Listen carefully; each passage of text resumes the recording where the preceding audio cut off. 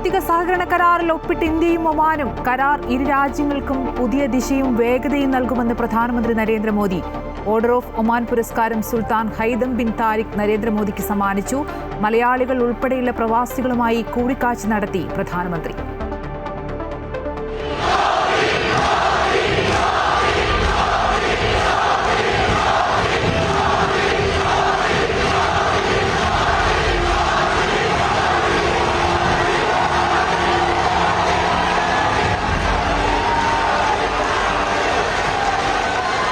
नमस्ते।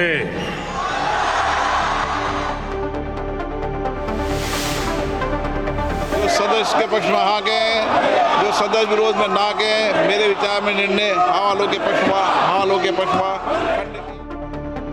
തൊഴിലുറപ്പ് പദ്ധതി പൊളിച്ചെഴുതാനുള്ള VBG റാംജി ബില്ല് പാസാക്കി ലോക്സഭ.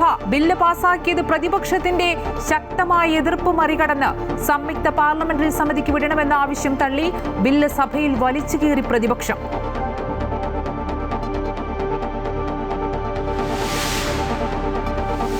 SIR-ൽ സമയപരിധി നീട്ടണമെന്ന കേരളത്തിന്റെ ആവശ്യത്തിൽ തിരഞ്ഞെടുപ്പ് കമ്മീഷൻ അനുഭാവപൂർവ്വം തീരുമാനമെടുക്കണമെന്ന് സുപ്രീം കോടതി. നിവേദനം സമർപ്പിക്കാൻ കേരളത്തിന് നിർദ്ദേശം. സംസ്ഥാനത്തെ തീവ്ര വോട്ടർ പട്ടിക പരിഷ്കരണത്തിന്റെ എന്യൂമറേഷൻ നടപടികൾ പൂർത്തിയായി. തിരിച്ചു കിട്ടാനുള്ളത് ആകെ വോട്ടർമാരുടെ 8.1% അപേക്ഷ. കരട് പട്ടിക ചൊവ്വാഴ്ച.